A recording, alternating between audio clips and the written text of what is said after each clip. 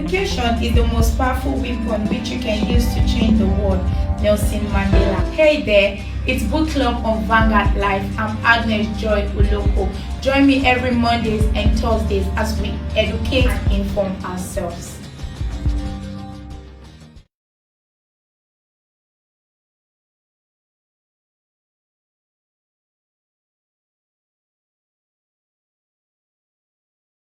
Education is the most powerful weapon which you can use to change the world.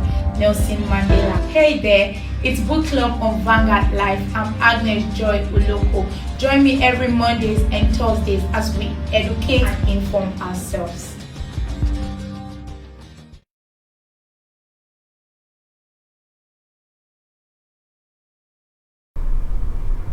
Hello and welcome to Book Club on Vanguard Live. It's your regular girl, Agnes Joy Uloko.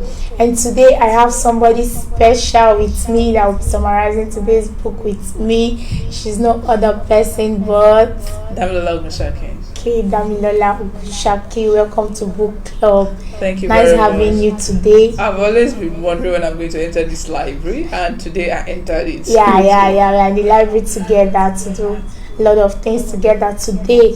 Yeah, like I said, it's book club, and it's season's greeting. We are counting days to Christmas every day, and now it's 11 days to Christmas. In Nigeria, it's not we're counting days to Christmas, it's Christmas already. It's Christmas, yeah. In Nigeria, yeah. We don't actually call 25th is just like the big celebration day. Yes, the day. But every day, once we enter December 1st, is Christmas. So every day, just call you Happy Christmas, Merry Christmas. Okay, Merry Christmas to you, Dami. I wish you the same. Okay, we'll be going on a short break, and when we come back, we'll be moving to the summary of the book. Education is the most powerful weapon which you can use to change the world. Nelson Mandela. Hey there, it's Book Club on Vanguard Live. I'm Agnes Joy Uloko. Join me every Mondays and Thursdays as we educate and inform ourselves. Education is the most powerful weapon which you can use to change the world. Nelson Mandela. Hey there, it's Book Club on Vanguard Live. I'm Agnes Joy Uloko. Join me every Mondays and Thursdays as we educate and inform ourselves.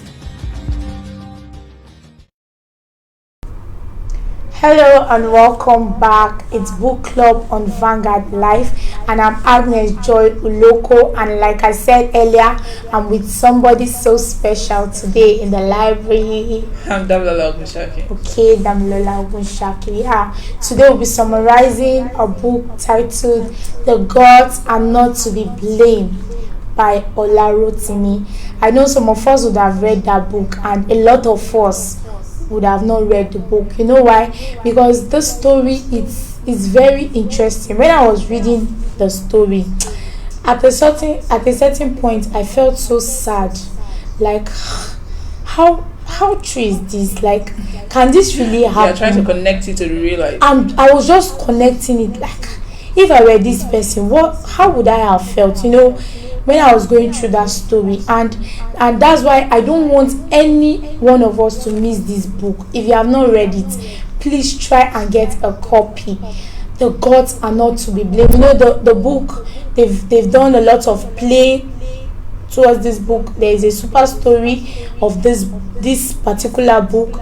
There are series of program, even stage play concerning this book, because when you watch it or you go through the book, you read the book, there are a lot of lessons to be learned from this book. So the book, The Gods Are Not to Be Blamed by Ola Rotimi, is a book in the year 1968. It was actually a play in that year, and it became a book. Like, it was published in the year 1971. It was a novel by Ola Rotimi, and the book The Gods Are Not to Be Blamed is a dramatic tale of a man named Odewale who was born with a destiny, and he tried to run away from that destiny. Actually, this man Odewale was born, everybody were giving birth to on a certain day, yes, one particular day. And some of us that go to church, and all that, after giving birth to you. On the eighth day, definitely it's your naming ceremony where people gather and they name you. But for this particular man, Odewale, I think the parents were traditionalists, the king and the queen. So they had to take him to the shrine for the naming. Let's put it that way, for the naming. And when this baby was taken, with that joy, yes, there's a prince, there's an heir to the throne, all those celebration. When this boy was taken to the shrine, for his future to be foreseen, it came out that there was this sadness. Even the priestess herself, she felt bad when relating the future. And I know a lot of us want to know what the future of this guy was. The future was that this boy is going to kill his father and marry his mother. So he's carrying that bad woman. Yeah, carrying that bad omen. Immediately that was announced, the I know the countenance of everybody would change. How can a baby of how many days kill his father? I know that's what will be running through the mind of everybody at that particular time. That how will a baby of 8 years or 8 days, 8 days, or I don't know the days though, but let's say 8 days, how can this baby kill his mother and marry the father, not knowing that is the future? No, of course it's the future. One thing about the old days then is that they actually believe in these old stuffs, that yes, if the priest tells you that this is what is going to happen, it's going to happen. It's just like now when we go to our pastors and our pastors tells us, okay, don't worry, there's a work waiting for you in the filling station, and you just start looking for that work coming for you in the petroleum industry or all that. So we start looking forward to it, and most times it comes if it's actually a real prophecy and all that. So that's the same case with Odewale, right? So that was the same case with Odewale. So it's just like it's normal, and they expected it, that okay, this child is going to be very dangerous in future. So it's And you know what really happened? It really came to pass. Though before then he was, after the told the parents this is the future of this boy, and for them to avert that thing from happening, the messenger, which was Bonka, he was also an uncle to Odewale. So he was giving out to the father. Now the king gave Odewale out to the messenger that, okay, take this my child. Then in the village, once you are wrapped with a white cloth, it symbolizes you are dead. You mustn't be killed at that very moment, but once you are wrapped with that white cloth, you are dead already. So they wrapped the boy, Odewale, the baby boy, and they gave him to the messenger Bonka. Yeah, okay, take this boy, go and kill him, so that he won't kill the king and marry his mom. But as we are human beings, there's always this mercy, there's always this tenderness behind. Even you see some people, as wicked as they are, there's still a part of them, what they call conscience. Yes, there's a conscience, there's a part of them that is very soft there. So when he got to the bush, he felt, what has this baby done? There is no need for me to kill this baby. Let me just leave this baby, let me abandon it. It's better somebody else kill him, or wild animal per se to kill him. So he left the baby. In the process of dropping the baby down, some passerbys, a couple actually, were passing, and they picked the baby. So that was how the life of Odewale continued, and he was never killed at that moment. Okay, if you are just joining us, this is Book Club on Vanguard Live, and I've been with Damilola Ogunshaki. Here we'll be going on a short break, and when we come back, we'll continue. Education is the most powerful weapon which you can use to change the world. Nelson Mandela. Hey there, it's Book Club on Vanguard Live. I'm Agnes Joy Uloko. Join me every Mondays and Thursdays as we educate and inform ourselves.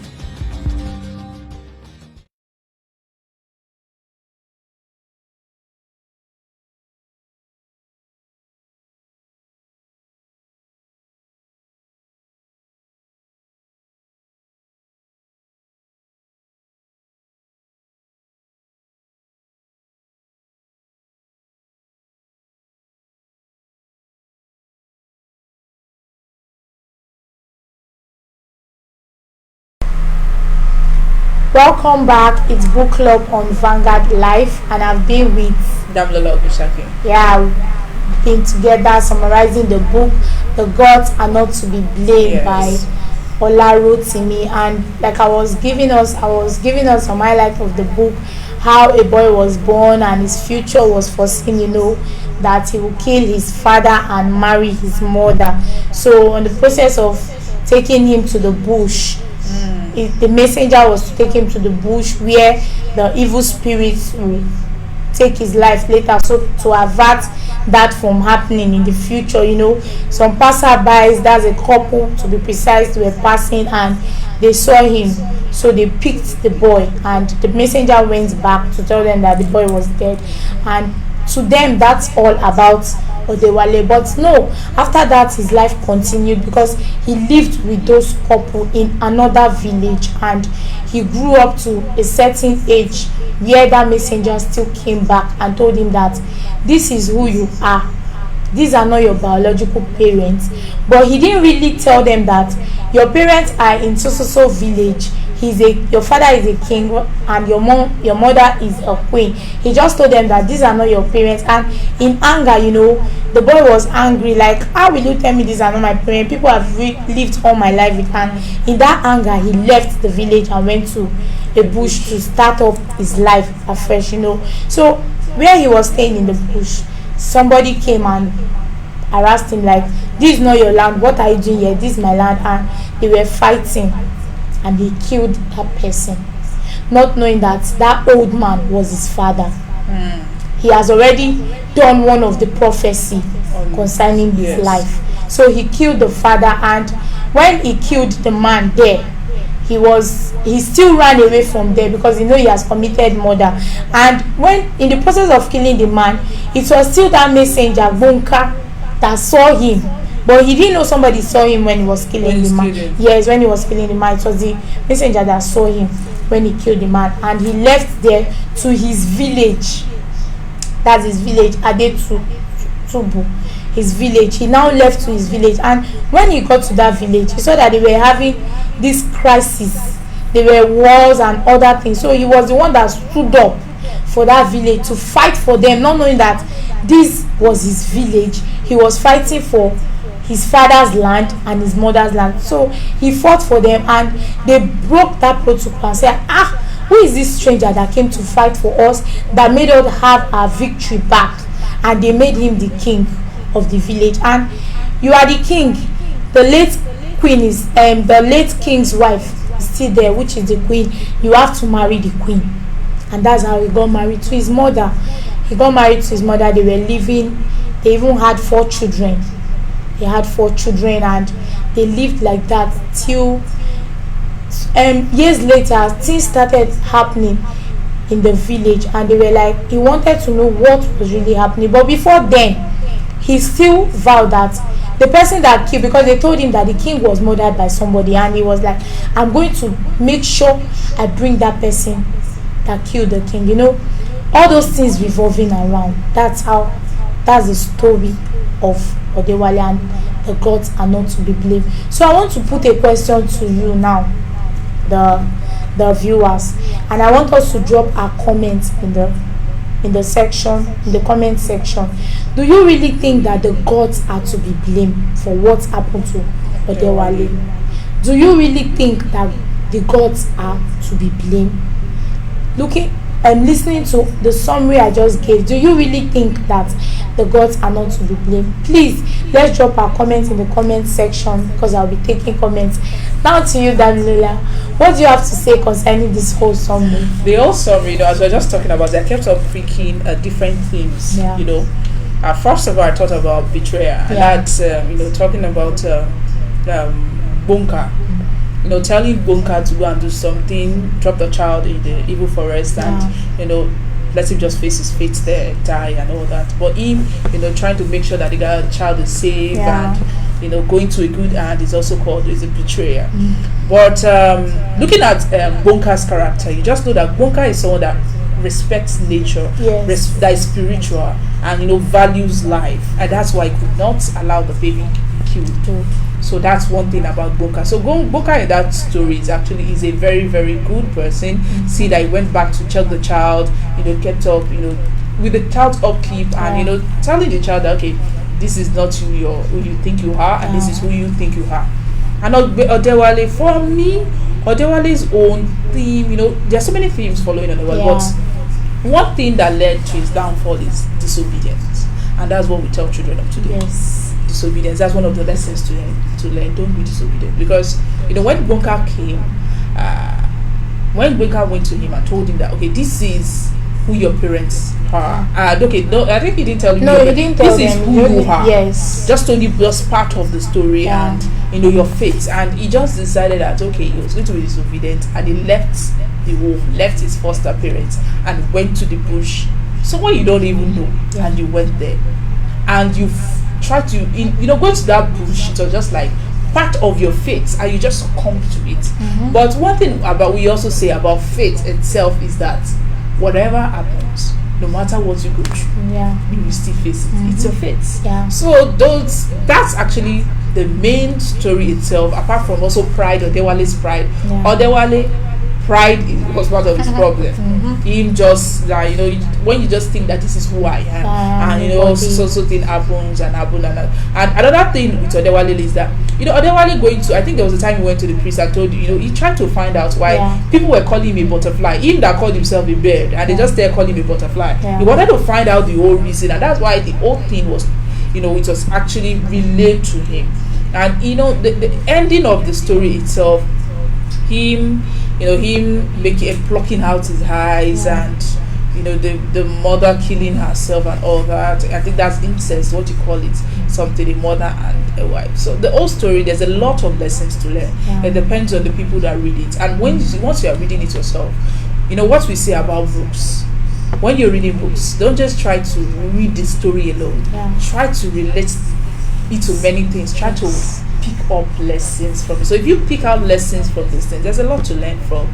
The gods are not to be blamed. So I guess I've already told you some of the themes that I that's Damilola talking, and she was telling us about the themes. Actually, I wanted to talk about it, but she's already done that. The themes, faith is something you can never run away from. There's a saying that goes that says, destiny can be delayed, but it can never be changed.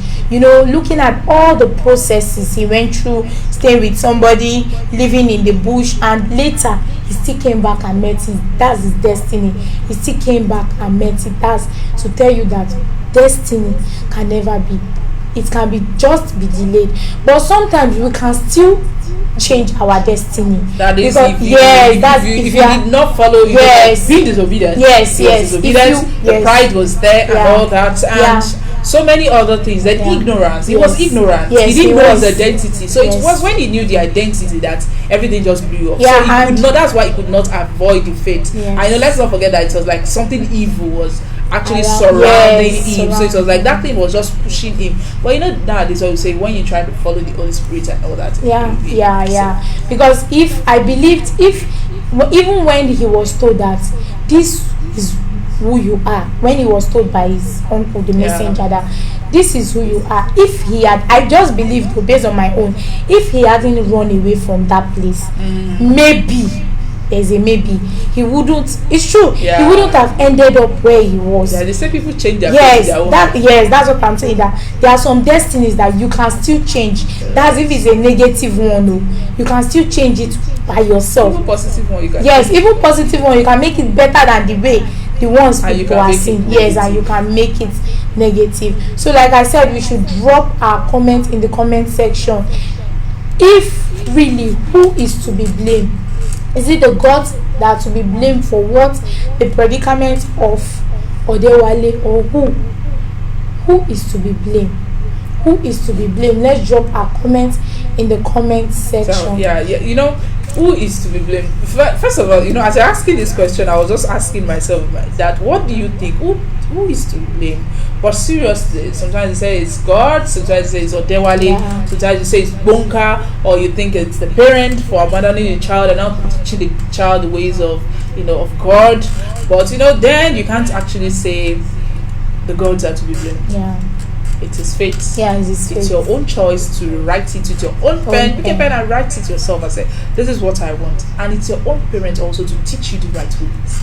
You understand what I'm saying? Yeah. If that child had not gone, if they had not told that child, if they had not thrown away that child wouldn't have been there. Yes. And his eyes would be open to marry his own mother. Yes. From the lessons, I think from the ending of the story itself, where he sent his children on exile, and he plucked out his eye and left them because of what he was determined to do, to revenge the death of his father. Yeah. So you should have known that type of child, if he was in a home with his parents, definitely some of these things wouldn't have happened.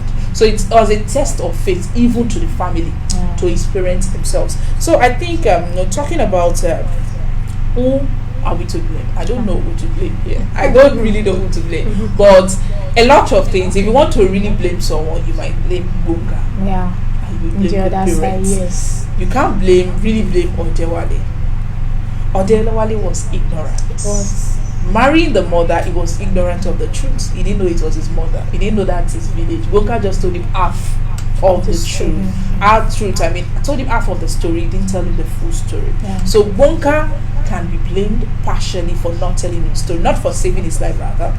Is for not telling him the full story. Then a parent for abandoning the child. Right now in this present world, if you try that, you'll be arrested for abandoning your child. So I've answered it.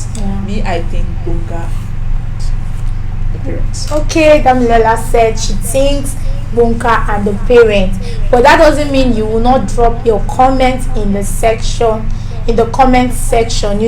I want us to bring out our own comment. Like, who do you think is to be blamed?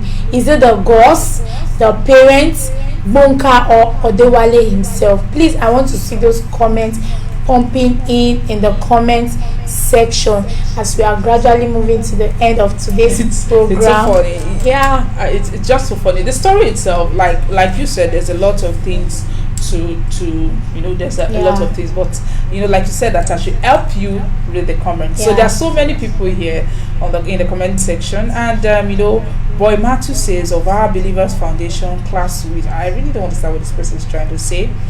But Chinedu Chandas is saying the gods are not to blame. Okay. And I think Samuel says gods are to blame. Why? Because of their bad deeds, but because of their bad deeds they have done. And Kish says, I've read it in school. A lot of people read the gods are not to blame in school, watched it, super story. And SCC says the gods are not to blame, but the seekers of destiny should be blamed. If his future was not looked into, I don't think he would have grown outside his home. If he had grown with his parents, he would have known his mother and wouldn't have married his mother. I think that I got support from that aspect. Yes, because if he didn't, it's actually Jimmy to say the story more, but if he actually stayed with his parents, this wouldn't have happened. Like now when we teach children not to be disobedient, the lessons, the themes of these things are actually things that we teach our children not to do. Not to be prideful, not to be ignorant, not to be disobedient. We teach them these things. So these things, if these things didn't actually follow this boy, if he was at home and he had been taught all these things, they wouldn't have happened. If he had known his identity, I can't know my identity and try to put my hand into the wrong thing. I can't know that this is who I am and say that I want to go and marry my brother, I want to go and marry my sister, or I want to marry my father, or all that. You understand what I'm trying to tell you? So partially you have to blame the parents. You can't blame the gods. And just like this way this person said, you have to blame the people who went to seek his faith. What are you trying to know his faith for? Then you say that someone who is trying to know the fate of a child, they'll tell you that you're a witch or you're a wizard or you're different type of things. But the book is very, very interesting on its own. Even the movies are interesting.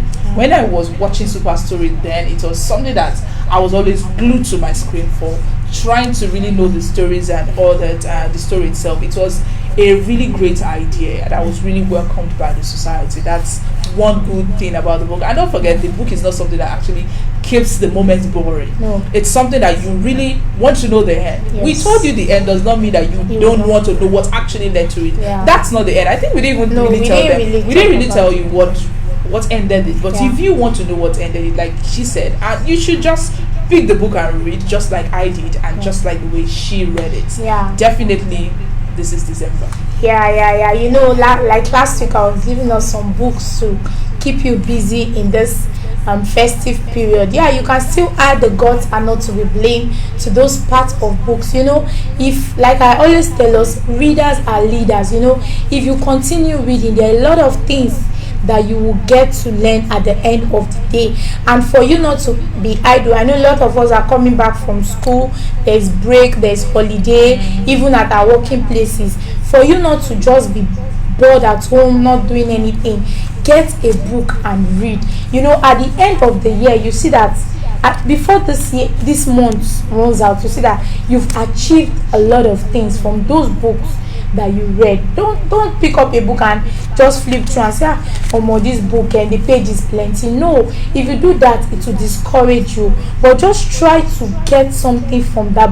Once you start reading and reading, you see something that will captivate you, and you want to know the end of that book. And that's why I'm advising you today, for those that have not read this book, The Gods Are Not to Be Blamed by Ola Rotimi, please to try and get a copy of the book and read, because there are a lot of lessons to be learned. Like Damilola was saying about your faith, you know, once you read this book, you know how to walk towards that your destiny. You know how to walk towards your faith in life, and there are some things you shouldn't be ignorant of. So I want each and every one of us that have not read this book, please try and get a copy of this book as we've come to the end of today's program. And I want to give kudos to the man behind the camera, the guy, Jose. Yeah, thanks for the good works. And also want you to follow us on our social media platform displayed on your screen. For today, it's bye from me and also from my co-host. Yeah, I'm Agnes Joy Loco. Education is the most powerful weapon which you can use to change the world. Nelson Mandela. Hey there, it's Book Club on Vanguard Live. I'm Agnes Joy Uloko. Join me every Mondays and Thursdays as we educate and inform ourselves.